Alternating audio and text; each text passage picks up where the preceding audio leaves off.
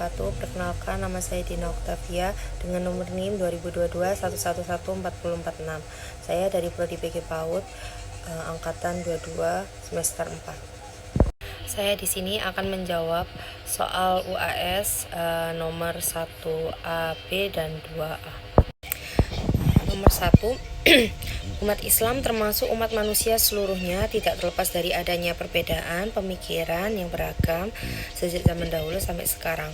Nomor 1A, sebutkan salah satu aliran klasik dalam Islam dan jelaskan pemikirannya. Nomor 1B, pada ormas modern, apa perbedaan antara Muhammadiyah dan NU? Jelaskan. Jawaban nomor 1A. Salah satu aliran klasik dalam Islam adalah Syiah. Aliran Syiah memiliki karakteristik diantaranya pengkhianat, penyimpangan seksual yang mengerikan, kebencian hasad dan dengki, mendahulukan akal di atas perasaan, dan lain sebagainya. Syiah percaya bahwa Ali dan beberapa putra Muhammad, Ahlul Bait, harus menggantikan Muhammad sebagai pemimpin spiritual dan politik Islam, dan bahwa hanya Tuhan yang dapat menunjuk seseorang sebagai imam untuk melestarikan Islam, mengajarkan syariah, dan memimpin ummah Islam. Jawaban nomor 1B. NU dikenal dengan toleransi terhadap tradisi-tradisi yang ada di Indonesia. Sementara Muhammadiyah dikenal dengan istilah pemurnian Islam dan gebrakannya dalam dunia pendidikan. Kedua organisasi ini dianggap sebagai organisasi Islam terbesar di Indonesia karena perbedaan sudut pandang dan metode ijtihad yang dikembangkan oleh kedua organisasi Islam itu efeknya sangat terasa. Misal ketika menentukan awal bulan Ramadan, bulan Syawal, ataupun Zulhijjah dan lain sebagainya. NU atau Nahdlatul Ulama juga bermazhab Syafi'i dan mempercayai atau mengakui ketiga mazhab yang lainnya. Sedangkan dalam Muhammadiyah tidak terikat dengan mazhab manapun karena Muhammadiyah berpegang pada Al-Quran dan hadis. Pertanyaan nomor 2. Di antara aliran transnasional ada Ahmadiyah dan Hizbut Tahrir. Pertanyaan 2A. Buatlah narasi tentang Ahmadiyah dan bagaimana pendapat saudara. Jawaban nomor 2A. Ahmadiyah adalah sebuah gerakan dalam Islam yang dimulai pada akhir abad ke-19 di Punjab, India oleh Mirza Ghulam Ahmad. Mirza Ghulam Ahmad mengklaim dirinya sebagai Imam Mahdi yang dinantikan, dan gerakan Ahmadiyah ini mengajarkan prinsip-prinsip perdamaian, toleransi, dan pengabdian kepada Tuhan. Namun, keberadaan Ahmadiyah tanpa kontroversi, banyak ulama dan umat Islam tradisional menolak klaim Mirza Ghulam Ahmad sebagai nabi atau Mesias yang dijanjikan. Karena hal ini bertentangan dengan ajaran Islam, mayoritas yang menganggap Muhammad sebagai nabi terakhir. Pandangan ini mengakibatkan Ahmadiyah sering kali dianggap sesat atau bahkan dianggap keluar dari Islam oleh beberapa kelompok yang lebih konservatif. Kontroversi seputar Ahmadiyah telah memunculkan diskusi tentang kebebasan beragama, hak asasi manusia, dan batasan-batasan terhadap ekspresi agama dalam masyarakat modern yang semakin terbuka. Meskipun berbagai pandangan ini tetap ada, Ahmadiyah terus berusaha untuk mempertahankan identitas mereka sebagai bagian dari komunitas Islam global sambil berdamai dengan tantangan-tantangan yang dihadapi di berbagai belahan dunia. Assalamualaikum warahmatullahi wabarakatuh. Perkenalkan, nama saya Amanda Melintang. Saya dari Prodi PG PAUD dengan NIM 202211114045. Di sini saya akan menjawab pertanyaan dari mata kuliah Al-Islam Kemuhammadiyahan. Nomor 2 yang B. Buatlah narasi tentang Hizbut Tahrir dan bagaimana pendapat saudara. Hizbut Tahrir ini yang berarti Partai Pembebasan dalam bahasa Arab. didirikan pada tahun 1953 oleh Taqiyuddin Al-Nabhani, seorang hakim pengadilan di Palestina, dan kini telah tersebar di 45 negara. Hizbut Tahrir ini mengklaim bahwa gerakannya ini menitik beratkan perjuangan membangkitkan umat Islam di seluruh dunia dan bertujuan untuk menegakkan kekhalifahan Islam atau negara Islam. Dan di Indonesia sendiri ini ada gerakan ini yang biasanya disebut itu HTI atau Hizbut Tahrir Indonesia. Itu merupakan gerakan Islam transnasional dan mengusung pendirian kembali Khalifah Islamiyah secara global. Menurut saya, pendapat saya, Hizbut Tahrir program ini yang dilakukan itu sangat baik apabila dilakukannya tanpa melukai orang atau tanpa wajibkan orang tersebut, tanpa adanya unsur pemaksaan dalam kegiatan tersebut, dan juga kegiatan tersebut tidak merugikan orang lain. Kemudian yang ketiga, nomor 3, kita mengenal paradigma pengembangan iptek dalam Islam meliputi konsep Islam tentang tujuan penciptaan manusia dan klasifikasi potensi dasar dari manusia. Pertama adalah apa yang dimaksud dengan konsep Islam tentang tujuan penciptaan manusia. Penciptaan manusia diciptakan adalah agar manusia ini mengerti akan kuasanya dan juga agar manusia beribadah kepada Sang Pencipta Allah Subhanahu wa taala.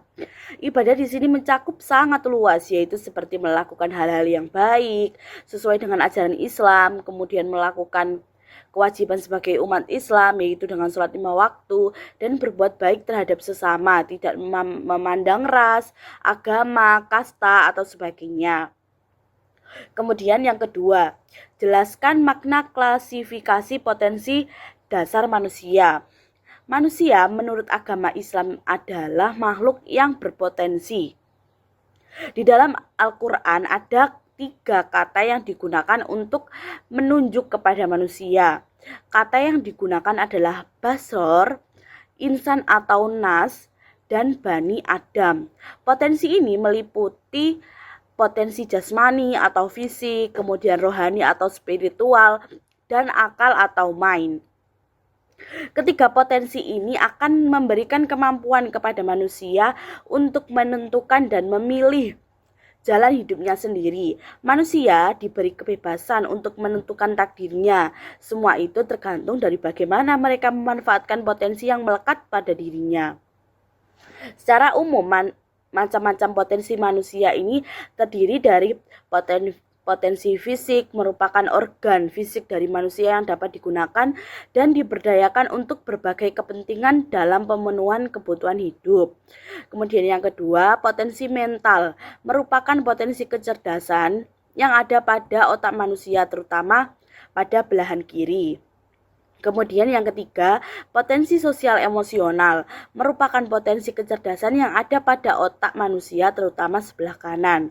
Yang keempat, potensi mental spiritual, merupakan potensi kecerdasan yang bertumpu pada bagian dalam diri kita yang berhubungan dengan kearifan di luar ego atau jiwa sadar kita. Bukan hanya mengetahui nilai, tetapi menemukan nilai. Yang terakhir adalah potensi ketangguhan, merupakan potensi kecerdasan manusia yang bertumpu pada bagian dalam diri kita yang berhubungan dengan keuletan, ketangguhan, dan daya juang yang tinggi. Sekian dari saya. Wassalamualaikum warahmatullahi wabarakatuh. Assalamualaikum warahmatullahi wabarakatuh. Perkenalkan, nama saya Isetia Cutnyadin Putri Priyono dengan NIM 2022111408. Di video ini saya akan menjawab soal UAS dari mata kuliah AIK nomor 4A dan B.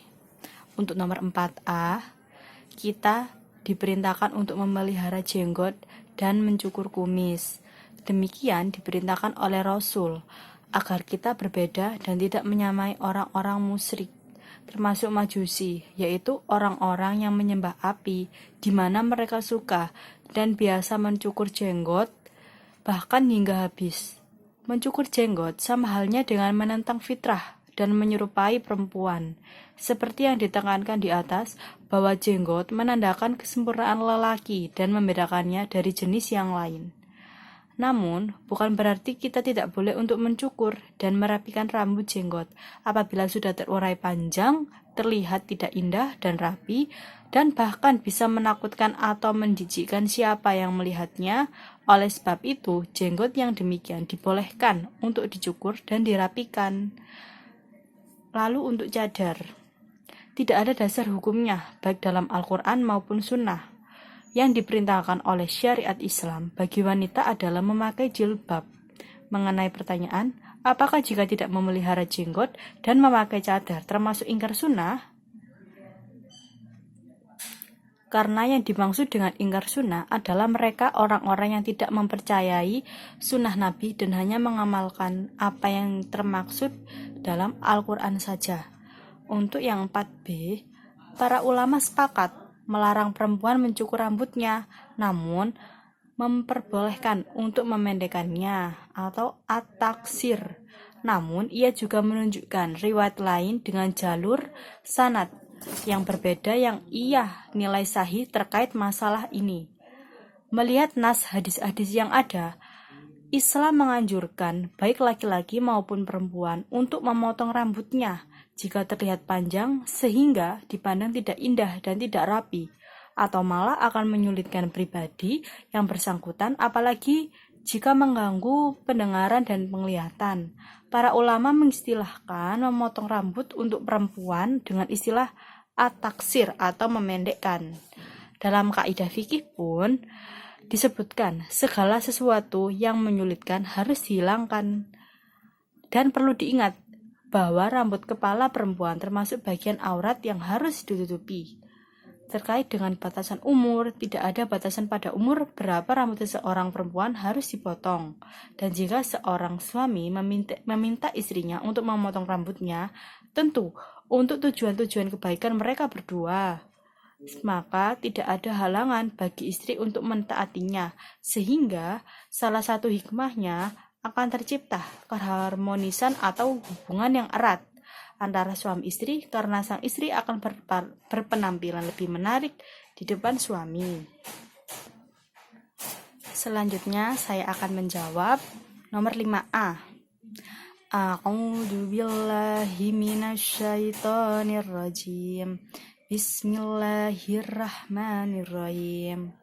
Ya ayyuhallazina amanu idza qila lakum tafassahu fil majalisi fafsahu yafsahillahu lakum wa idza qila suzu fansuzu yarfa'illahu allazina amanu minkum walladina utul ilma darajat wallahu bima ta'maluna khabir.